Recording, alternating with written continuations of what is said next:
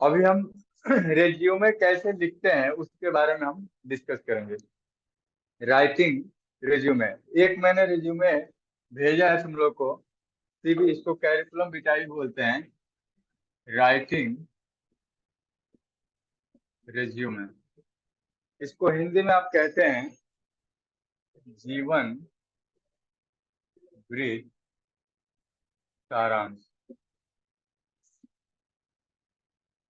सारांश का मतलब, अब ये चीज आप पूरे डिटेल में नहीं मेंशन करते हैं, समरी में आप इसको संक्षेप में बताएंगे कि आप अपने पूरे जीवन काल में अभी तक आपने क्या क्या चीजें अचीव किया है। तो सबसे पहले तो करिकुलम विटाe का मतलब समझो कि ये होता क्या है और हम क्यों प्रिपेयर करते हैं।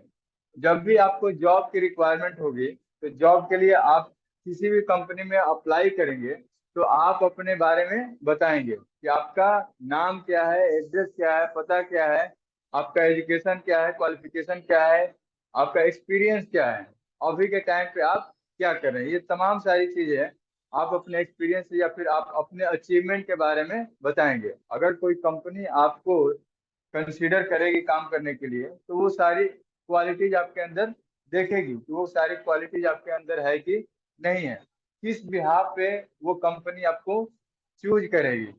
तो जनरली अगर इसको आप बात करें, राइटिंग रेज्यूमे या फिर सीवी कैरिकुलम विटाe की, ये वो स्टेटमेंट है या फिर वो डॉक्यूमेंट है जिससे आप अपने बारे में बताएंगे किसको, एम्प्लॉयर को, कंपनी को, या फिर आप जहाँ पे अप्लाई कर रहे हैं उस कंपनी को बताएंगे कि मैं क्या चीज हूँ, मैं कौन हूँ। कंपनी आपको नाम से नहीं जानती है। कंपनी आपके ये जो समरी आप प्रोवाइड करेंगे, उस समरी से काफी हद तक आपके बारे में वो जान जाएगा। तो ये समरी इतना ज्यादा इंपॉर्टेंट क्यों है? ये इसलिए इम्पोर्टेंट है कि इसी के बिहाफ पे आपको कंसीडर किया जाएगा। इंटरव्यू में तो बाद में बुलाया जाएगा, हो सकता है कि आपका ये समरी करिकुलम विटाe देखा जाए या फिर सीवी देख लिया जाए और वहीं पे कंपनी को ये चीजें पसंद ना आए। इट मीन्स कि आपका जो एजुकेशन, क्वालिफिकेशन, एक्सपीरियंस है, जो भी चीजें आपने मेंशन करी है डॉक्यूमेंट में, वो उनको पसंद ना आए। तो इट मीन्स कि इसको बनाना इतना ज्यादा इम्पोर्टेंट है कि सामने वाला जो एम्प्लॉयर है इसको देखते ही वो अट्रैक्ट हो जाए और आपको एक इनविटेशन भेज दे, क्या चीज के लिए, कंपनी में अप्लाई करने के लिए, मतलब फर्दर प्रोसीडिंग के लिए, इंटरव्यू के लिए। तो ये सीवी आपका इंटरव्यू का रास्ता देता है।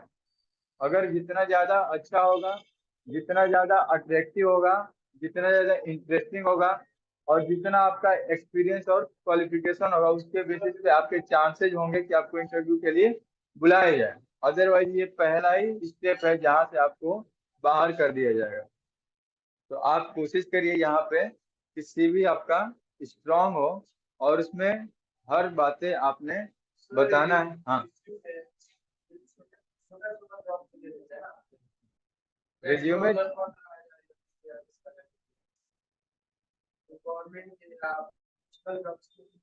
हर जगह रिज्यूमे चाहिए, हर जगह आपको बायोडेटा चाहिए, चाहे छोटी कंपनी हो, बड़ी कंपनी हो, छोटा पोजीशन हो, बड़ा पोजीशन हो। हर जगह बड़ी बड़ी कंपनियां, एमएनसीज हैं, वहां पे भी आपके करिकुलम विटाe सीवी को देखा जाएगा, रिज्यूमे को देखा जाएगा कि अभी तक आपने क्या क्या काम किया है, क्या एक्सपीरियंस है, कितना आपका अचीवमेंट है। उस अचीवमेंट के बेसिस पे ही आपको सेलेक्ट किया जाएगा।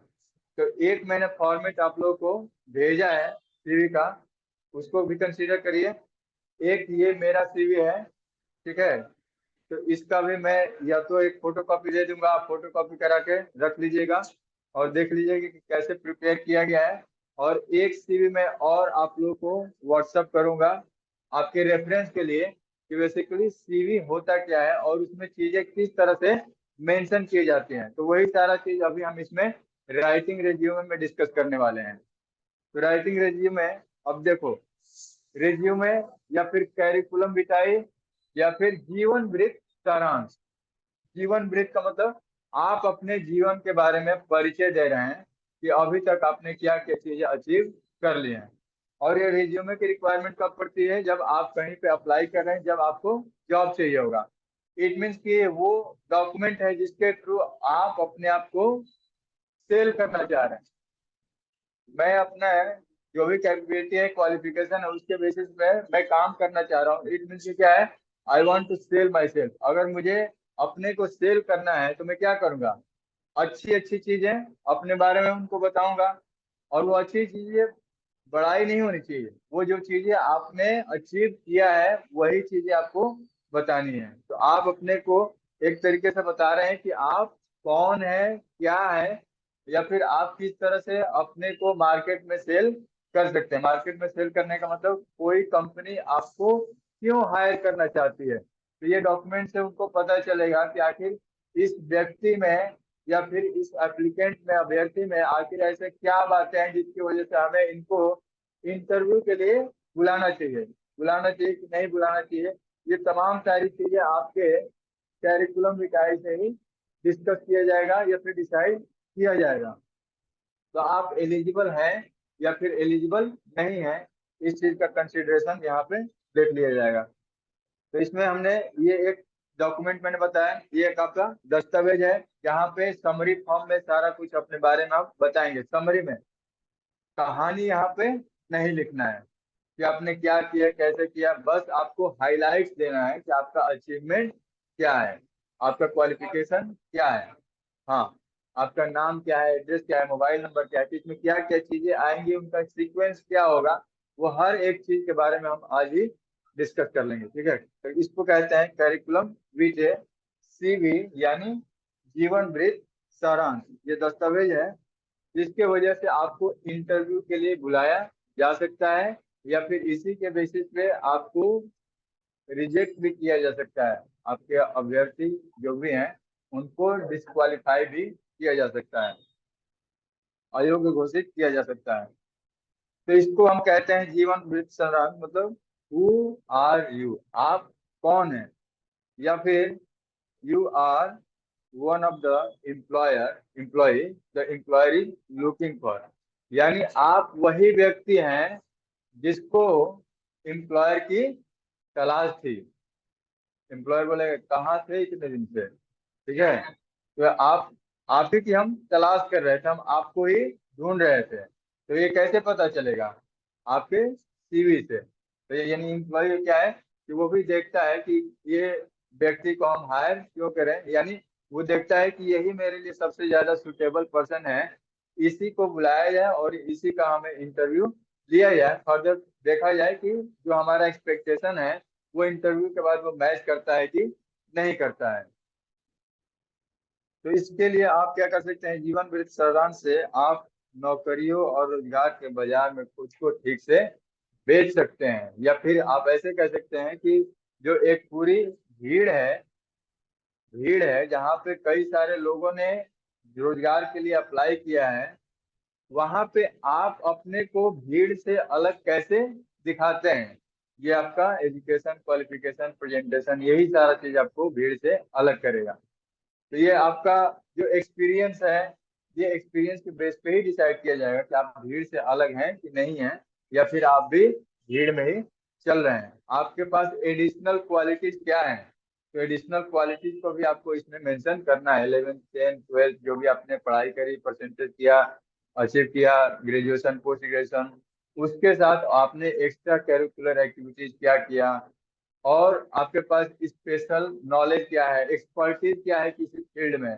वो तमाम चीजें आप इसमें मेंशन करेंगे। तो ये दस्तावेज में ये सारा चीज लिखा जाता है कि इसका उद्देश्य यही दिखाना कि आप अपने को किस किस बेसिस पे भीड़ से अलग दिखाते हैं, या फिर अपने को क्वालिफिकेशन के मामले में कैसे दिखाते हैं। तो जीवन वृत्त सारांश का उद्देश्य क्या है कि नियोक्ता जिस व्यक्ति का तलाश कर रहे हैं वो आप ही हैं, उसको पता चल जाए, और उसको ये भी पता चल जाए कि आप अपनी जिम्मेदारियों को सही तरीके से क्या कर सकते हैं, निभा सकते हैं, पूरा कर सकते हैं। तो एक तरह से आपका सीवी क्या है, पहचान पत्र है, किसके लिए, जॉब के लिए।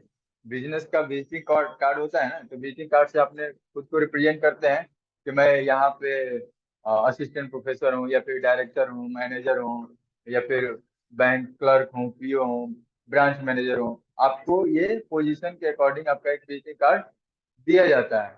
तो इट मीन्स कि यहाँ पे ये तो बात की चीजें हो गई, लेकिन जब आप किसी कंपनी के लिए अप्लाई कर रहे हैं जहाँ पे आपको जॉब चाहिए, तो वहां के लिए सीवी ही आपका विजिटिंग कार्ड है, यही आपको एड्रेस करके हर चीज बता देगा, जो एम्प्लॉयर के माइंड में आपके प्रति जो छवि बननी है वो छवि आपकी बनेगी। चलो ये बातें हमने कर लिया कि जीवन वृत्तांत, जीवन वृत्त सारांश ऐसा होना चाहिए जिससे कि जो आपकी नौकरी की तलाश है वो पूरी हो सके, और जो एम्प्लॉयर आपका सीवी देखते ही इंटरेस्टेड हो जाए, ठीक है, इंटरेस्ट आए उसको कि चलो इस व्यक्ति को तो इंटरव्यू के लिए बुला ही लेते हैं, अच्छा क्वालिफिकेशन है, सीवी इसका अच्छा दिख रहा है, इसको बुलाना चाहिए हमें इंटरव्यू के लिए। तो हम इसको क्या कर सकते हैं, इनवाइट कर सकते हैं या फिर इनविटेशन भेज सकते हैं इंटरव्यू के लिए। तो वही चीज हमने बात किया कि आप जीवन वृत्त सारांश या फिर सीवी ऐसा बनाइए जो आपका भीड़ से अलग दिखे, जो भीड़ से अलग दिखे। तो ये आपका सीवी यूनिक होना चाहिए, डिफरेंट होना चाहिए, स्पेशल होना चाहिए, जिससे कि अ, आपका एम्प्लॉयर आपको बुलाने में, इनवाइट करने में इंटरेस्ट ले। तो जब आप सीवी को बनाते हैं या फिर जीवन वृत्त सारांश को जब आप मेंशन कर रहे हैं, तो मैं मुख्यतः रूप से दो तरीके की या फिर दो पहलुओं पे आपको ध्यान देना होगा। वो दो पहलू कौन है? एक पहला तो विषय वस्तु है, और दूसरा इसका प्रस्तुतिकरण है, प्रेजेंटेशन। ठीक है, विषय वस्तु का मतलब आप जो चीजें इसमें मेंशन करेंगे या फिर जो आपका सब्जेक्ट मैटर है कि क्या क्या आपने अभी तक अचीव किया है, वो चीजें तो होनी ही चाहिए, लेकिन आप उस चीज को किस तरह से प्रेजेंट कर रहे हैं वो भी काफी हद तक मायने रखता है। आपके पास लाख अच्छी क्वालिटीज हैं, बहुत अच्छे क्वालिफिकेशन है, लेकिन आपने सही तरीके से उसको प्रेजेंट करके नहीं दिखाया, तो उस टाइम पे प्रेजेंटेशन जब आपका गड़बड़ होगा, भले कितना भी आपका नॉलेज है, प्रेजेंट अगर सही से नहीं किया तो वहां पे फिर आपको सही कंसिडर हम नहीं कर सकते हैं। जनरली एक पॉजिटिव माइंडसेट नहीं बनता है, इंप्रेशन गलत जाता है। ठीक उसी तरह सीवी में आपके पास जितना भी एक्सपीरियंसेज है, आप उस सारे एक्सपीरियंसेस को सही तरीके से प्रेजेंट नहीं किए, आपका सीवी देखने में अच्छा या अट्रैक्टिव नहीं लग रहा है, तो एम्प्लॉयर को भी वहां पे उतना ज्यादा इंटरेस्ट नहीं आता है। तो आप कोशिश करें कि पहला तो विषय वस्तु, जो आपका कंटेंट है, आपके जो क्वालिफिकेशन है, जो जॉब से रिलेटेड है, वो तो होने ही चाहिए, साथ में ही उसका प्रेजेंटेशन यानी जो सीवी बना रहे हैं वो अट्रैक्टिव होना चाहिए। तो उस चीज को हम कंसीडर करेंगे कि एक अट्रैक्टिव सीवी को बनाने के लिए क्या किन किन बातों का हमें ध्यान रखना होगा, क्या क्या चीजें उसमें इंक्लूड होनी चाहिए। तो सीधे हम इसी बात पे डिस्कस करते हैं कि जीवन वृत्त सारांश को बनाने के लिए क्या क्या चीजों पे हमें ध्यान देना होगा। तो सबसे पहला डिस्कस करते हैं। चलो, सबसे पहले अब हम डिस्कस करेंगे कि एक सीवी में क्या क्या चीजें होनी चाहिए और उनका सीक्वेंस क्या क्या होना चाहिए, किस तरह से हमें सीवी को बनाना है और किस तरह से प्रेजेंट करना है। सबसे पहले हम बात करेंगे सज्जा की, ठीक है। सबसे पहले हम बात करेंगे, ये सज्जा है, इसको आप कंसीडर कर लीजिए। अरेंजमेंट, आपका अरेंजमेंट किस तरह से है। हाँ, अरेंजमेंट मतलब व्यवस्था। सज्जा, यहाँ पे हम सज्जा लिखा है, व्यवस्था भी लिख लो या फिर इसका क्रम लिख लो।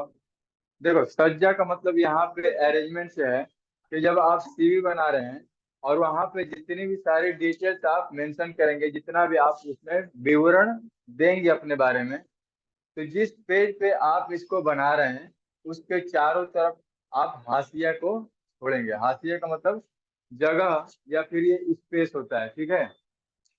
आपको पेज पे एकदम से ठूस ठूस के नहीं भरना है।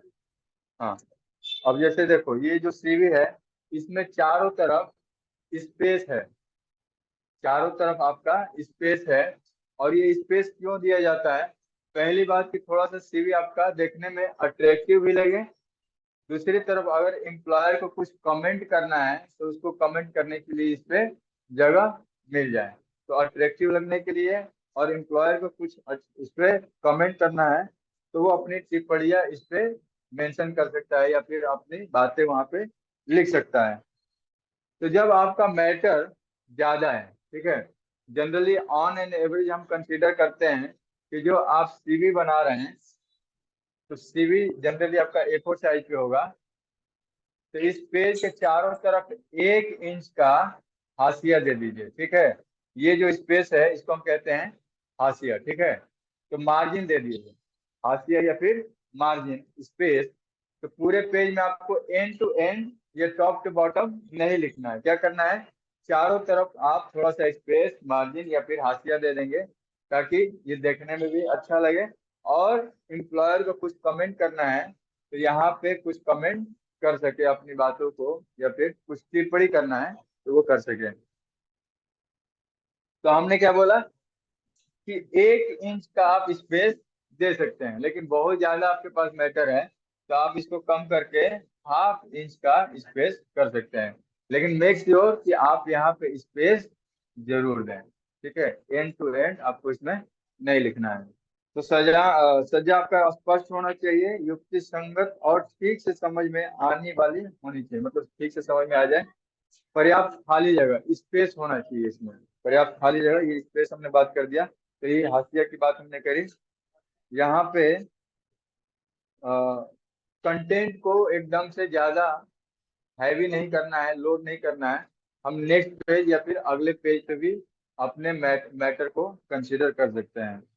दूसरा चीज, आपके कंटेंट एसईओ में क्या होना चाहिए वो है नाम, name of the applicant, name of the applicant. तो वो जो मैंने सीवी भेजा है आप उसमें देखिए, सबसे टॉप पे नाम लिखा हुआ है, और यहाँ पे भी आप देखेंगे तो सबसे टॉप पे आपका नाम लिखा हुआ है। तो आप कोशिश करें कि जब आप सीवी बनाएं तो सबसे टॉप पे नाम को बोल्ड में हाईलाइट करके, बड़ा करके, ठीक है। ये नाम ही आपकी एक पहचान है, तो इसको आप हाईलाइट करें, बोल्ड लेटर में लिख सकते हैं, बड़े अक्षरों में लिख सकते हैं। और कोशिश करें कि ये जो पेज है इसके सेंटर में लिखें, सेंटर अलाइनमेंट, ठीक है, बीचों बीच में अपने नाम को रखिए। तो सबसे पहला काम तो है कि आप शीर्षक, ठीक है, शीर्षक है, शीर्षक में आपका नाम आएगा, और बीचों बीच इसको कंसीडर करिए, बाएं हाशिए की ओर लिखा जाए। ये आप कंसीडर कर सकते हैं बाएं हाशिए की तरफ, लेफ्ट साइड की तरफ, तो वहां भी चलेगा। तो आप इसका एडजस्टमेंट करके देख लीजिए कि कहाँ पे ओवरऑल जो आपका सीवी का फॉर्मेट है, किस पोजीशन पे आपका नाम अट्रैक्टिव लग रहा है, अच्छा लग रहा है। तो लाइन के बीचों बीच या फिर बाएं हाशिए की ओर आप लिख सकते हैं, सामान्य बड़े और बोल्ड अक्षरों में इसको लिखिए। तीसरा देखिए, नाम आपने लिख लिया, नाम के बाद आप पता और फोन नंबर लिखेंगे, पता और फोन नंबर, हाँ एड्रेस, ठीक है, पता और एड्रेस। आप अपने सीवी में एड्रेस और फोन नंबर लिखना नहीं भूलें। टॉप पे देखिए, यहाँ पे नाम है, नाम के नीचे आपका यहाँ पे एड्रेस है, एड्रेस के नीचे फोन नंबर लिखा हुआ है। तो नाम और एड्रेस आप सही से लिखिए, और कोशिश करिए कि पत्राचार, यानी अगर कोई कम्युनिकेशन, अगर लेटर भेजा जाना है तो आपके एड्रेस पे ही आए। तो चाहे आप कम्युनिकेशन एड्रेस दें या फिर परमानेंट एड्रेस दें, कंसीडर करें कि आपका एड्रेस सही हो। अगर जो आपका प्रेजेंट एड्रेस है, अगर वहां पे अगर नहीं रह रहे हैं प्रेजेंट एड्रेस पे, बीच बीच में आप कहीं पे निकल जाते हैं, या फिर वहां पे आपका लेटर की डिलीवरी नहीं हो पाती है, तो आप ऐसे एड्रेस को अवॉइड करिए। तो बेटर होगा कि आप अपना परमानेंट एड्रेस ही मेंशन करिए सीवी में, जहाँ पे अगर कोई भी पत्राचार कम्युनिकेशन आता है तो आसानी से आपको मिल जाए। तो पता और फोन नंबर जरूर लिखें। आप अपने घर का एड्रेस दे सकते हैं, ऑफिस का एड्रेस दे सकते हैं। मेक श्योर कि जो आप एड्रेस दे रहे हैं वहां पे कम्युनिकेशन प्रॉपर तरीके से चल रहा हो, आपका लेटर आसानी से आपके यहाँ पहुंच जाता हो। इसके बाद आप कंसीडर करेंगे विवरण, विवरण देंगे, ठीक है, यानी डिटेल्स, हाँ, हाँ डिस्क्रिप्शन लिख लो, डिस्क्रिप्शन, डिस्क्रिप्शन या फिर डिटेल्स के बाद, हाँ। अब यहाँ पे इंफॉर्मेशन दी जाएगी किस चीज के बारे में। देखो, विवरण या फिर डिस्क्रिप्शन है, इस डिस्क्रिप्शन में आप एक शॉर्ट समरी लिखेंगे, ठीक है, कि आपका बेसिक ऑब्जेक्टिव क्या है, या फिर यहाँ पे एक पूरे सीवी का जितना भी अभी डिटेल मेंशन करेंगे एक समरी बना के दे दीजिए, ताकि आपका जो क्रक्स है या फिर ऑब्जेक्टिव है वो नियोक्ता को पढ़ते ही समझ में आ जाए कि आपका मिशन क्या है या फिर आपका विजन क्या है। अगर इसमें देखोगे तो मैंने यहाँ पे ऑब्जेक्टिव लिखा हुआ है, हालांकि ये ऑब्जेक्टिव कंप्लीटली मेरे सीवी को डिफाइन नहीं करता है, तो फिर भी आप कोशिश करें कि जब आप सीवी बना रहे हो तो सबसे टॉप पे या फिर कहीं किसी साइड में आप अपने ये डिस्क्रिप्शन को या फिर विवरण को दे दें जो ये रिफ्लेक्ट करे कि आप एक्चुअली में क्या करना चाहते हैं, ठीक है, या फिर आपका उद्देश्य क्या है।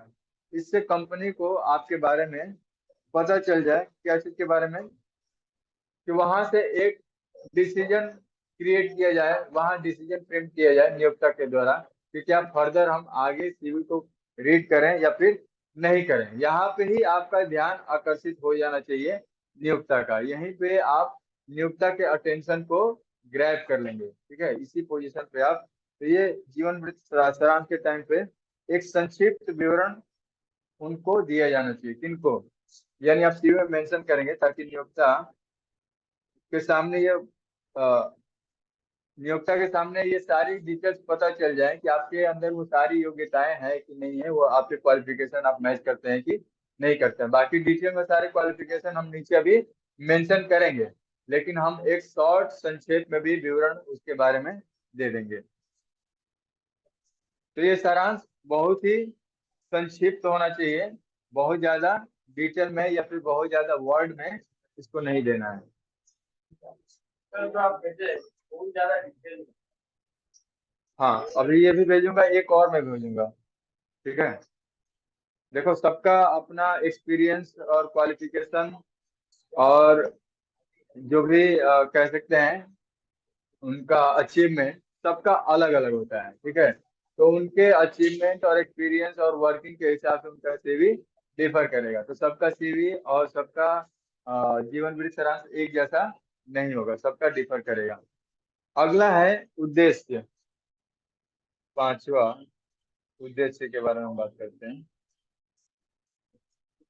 उद्देश्य, आप यहाँ पे ऑब्जेक्टिव मेंशन करेंगे, ये ऑब्जेक्टिव मेंशन करेंगे।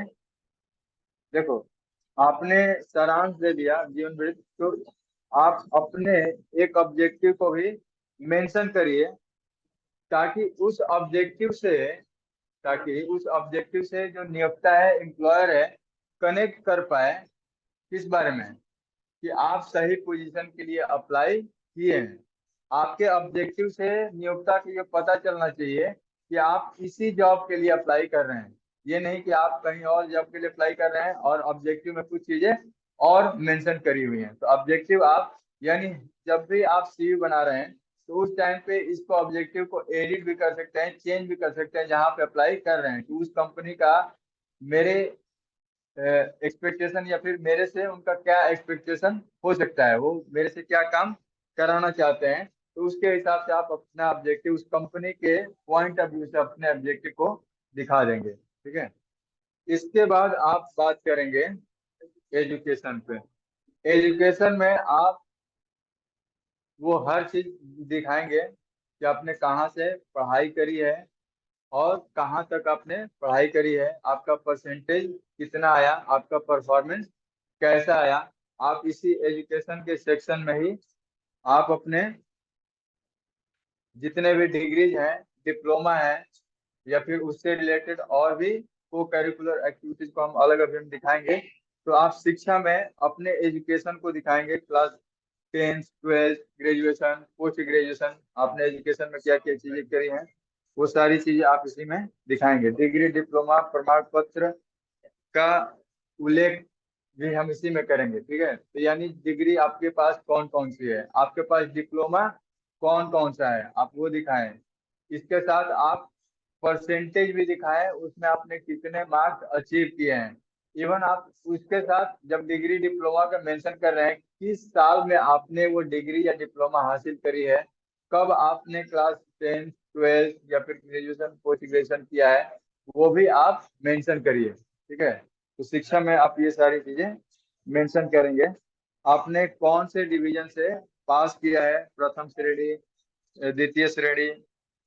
तो अगर जनरली आप प्रथम श्रेणी में है तो आप उसको मेंशन करिए, अदरवाइज आप इसको स्किप भी कर सकते हैं। ठीक है, तो जब शिक्षा की बात करेंगे तो अब शिक्षा में, अब देखो यहाँ पे एजुकेशन ये स्टार्ट हुआ है।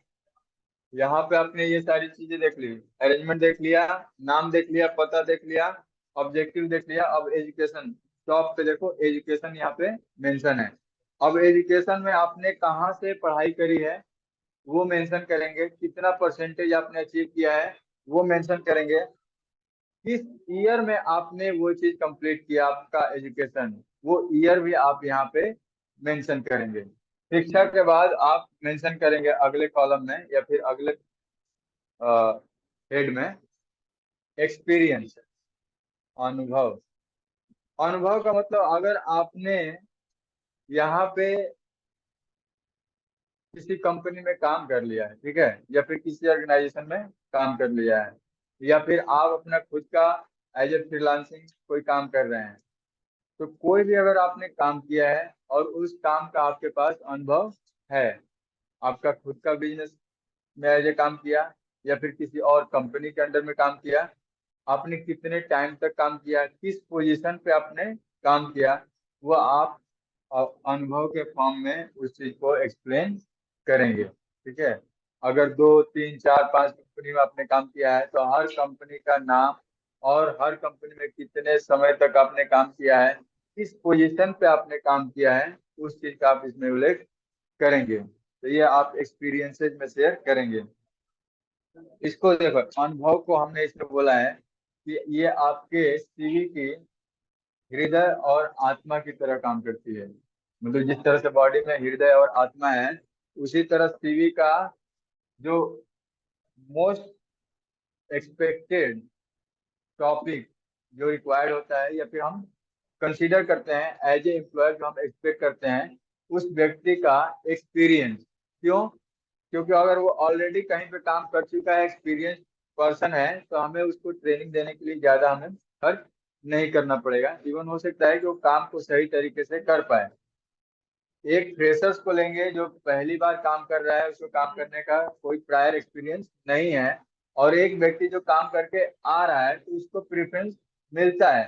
तो इसीलिए हमने इसको अपने हृदय और आत्मा बोला है, क्योंकि अगर आपके पास एक्सपीरियंस है तो आपको वेटेज ज्यादा मिलेगा।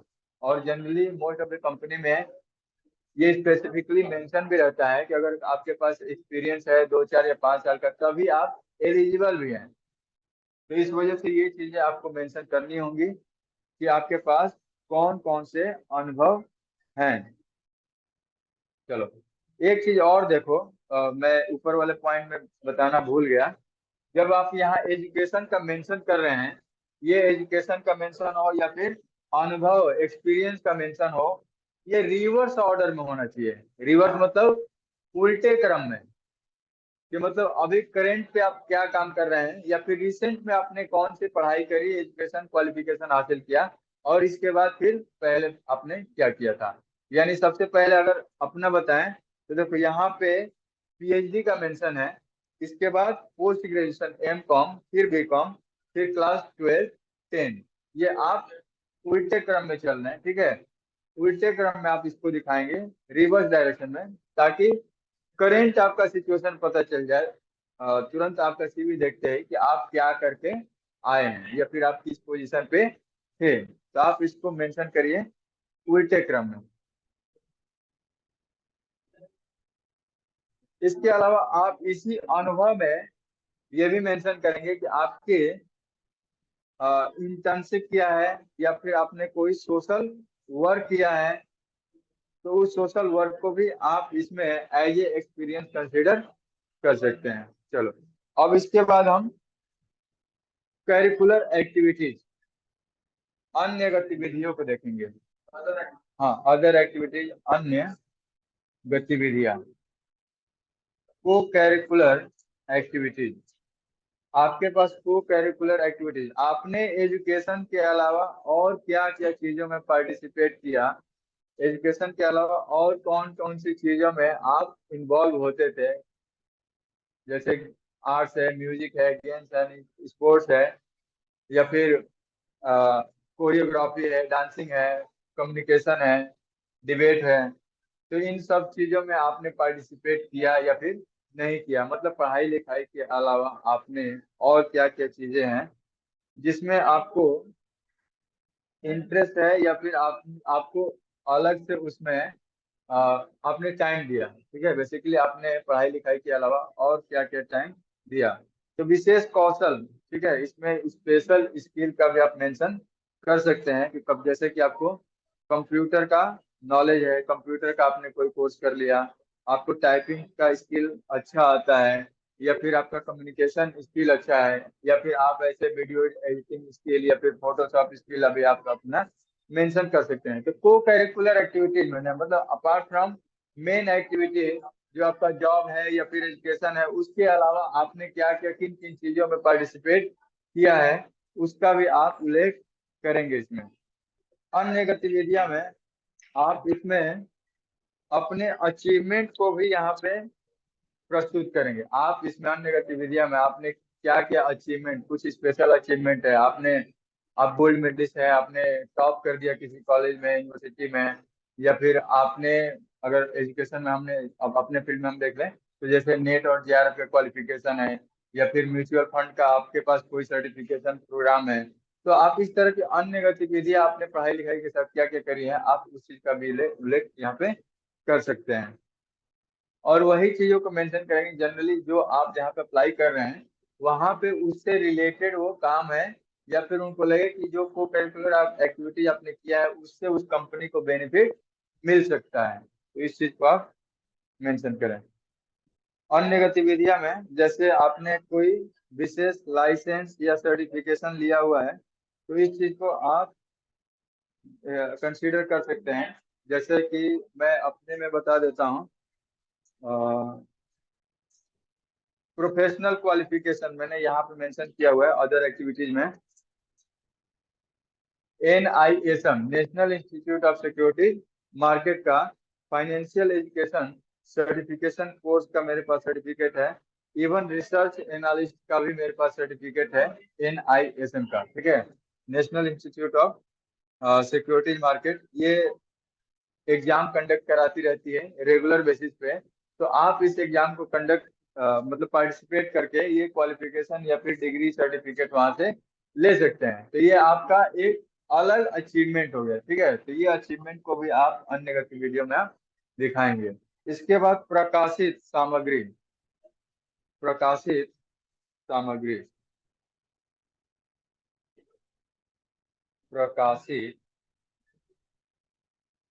सामग्री, पब्लिश आर्टिकल्स, ठीक है, या फिर मटेरियल। अब जैसे जो लोग एजुकेशन फील्ड में हैं, BCom MCom या फिर BSc MSc, या फिर कोई PhD कर रहा है या फिर MPhil कर रहा है, उनको रिसर्च पब्लिकेशन देने होते हैं, या फिर कुछ ना कुछ उनका आर्टिकल एज ए जर्नल में पब्लिश होता है, ठीक है। तो उनका जो पब्लिकेशन है, उन्होंने कौन कौन से आर्टिकल लिखे हैं, वो जर्नल किस जर्नल में वो पब्लिश हुआ है, उनका आर्टिकल, उनका रिसर्च वर्क किस तरह से रहा है। तो वो रिसर्च और वर्क और पब्लिकेशन, उन्होंने अगर कोई बुक लिखा है, ठीक है, या फिर कोई कॉन्फ्रेंस अटेंड किया है, वहां पे भी अगर कॉन्फ्रेंस के प्रोसीडिंग्स में कुछ उनका आर्टिकल आया है, तो वो चीज का भी आप यहाँ पब्लिश्ड मटेरियल, पब्लिश्ड आर्टिकल में मेंशन करेंगे कि आपने क्या क्या पब्लिकेशन आपके थ्रू हुआ है। आपने न्यूज़पेपर में कोई अच्छा सा आर्टिकल, नेशनल न्यूज़पेपर में, इंटरनेशनल न्यूज़पेपर में आपने छाप दिया, वो भी पब्लिकेशन का पार्ट है, उसका भी आप यहाँ पे जिक्र कर सकते हैं। तो चाहे आपने किसी बुक को लिखा, या बुक का किसी एक चैप्टर को लिख दिया, या फिर कोई आर्टिकल आपने पब्लिश किया, वो आर्टिकल को भी आप क्या कर सकते हैं यहाँ पे पब्लिश सामग्री में दिखाएंगे। इसके बाद अवार्ड या रिकॉग्निशन का हमने बताया दिया था कि आप अन्य गतिविधियों में जितने भी आपके अचीवमेंट्स हैं, विशेष उपलब्धि आपकी क्या है, कौन सा आपको अवार्ड मिला है किसी न किसी फील्ड में, चलो, अब ये सीवी में इतनी सारी चीजें हो गई, एक चीज रह गया और वो मोस्ट इम्पोर्टेंट पार्ट है, संदर्भ या फिर रेफरेंस। संदर्भ यानी रेफरेंस।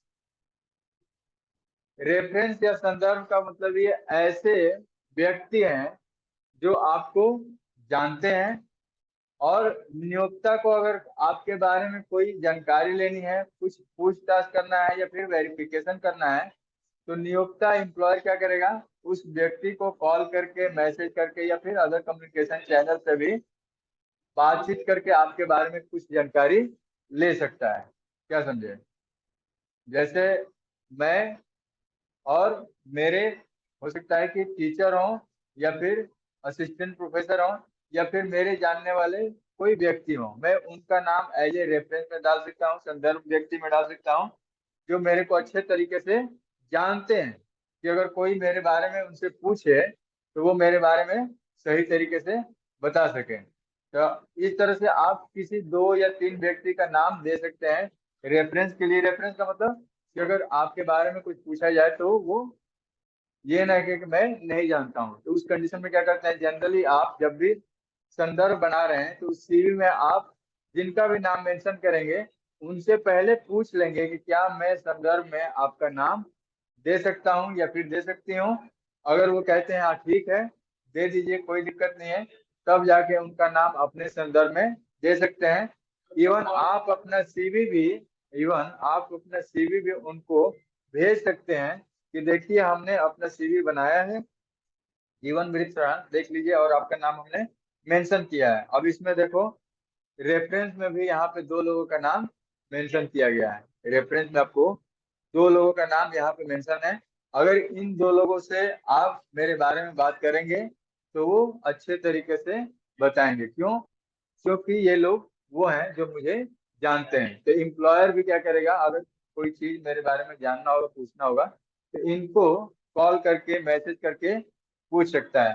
तो जनरली आप इस पे उनका नाम, वो किस पोजीशन पे हैं, वो कहाँ पे काम कर रहे हैं, उनका ईमेल आईडी, फोन नंबर, ये सारी चीजें उनका डिटेल में आप मेंशन करेंगे। किस चीज में? रेफरेंस में या फिर संदर्भ वाले में। तो हाँ, ये हो गया। कौन कौन हो सकता है रेफरेंस में? आप किसका नाम दे सकते हैं? आप अपने स्कूल के टीचर का दे सकते हैं, कॉलेज में है तो कॉलेज का प्रोफेसर का दे सकते हैं, अपने गाइड या सुपरवाइजर का, अगर पीएचडी में है उनको दे सकते हैं, या फिर अपने कोई रिलेटिव हैं उनका नाम दे सकते हैं जो ऐसे जगह पे काम कर रहे हैं। ठीक है, क्या हो गया? चलो ठीक है। तो ये संदर्भ हो गया। संदर्भ में आप अपने किसी एक जानने वाले को नाम दे देंगे ताकि वो आपके बारे में सही तरीके से बता पाए। ठीक, अब आगे की चीजें नेक्स्ट वाले क्लास में डिस्कस करेंगे।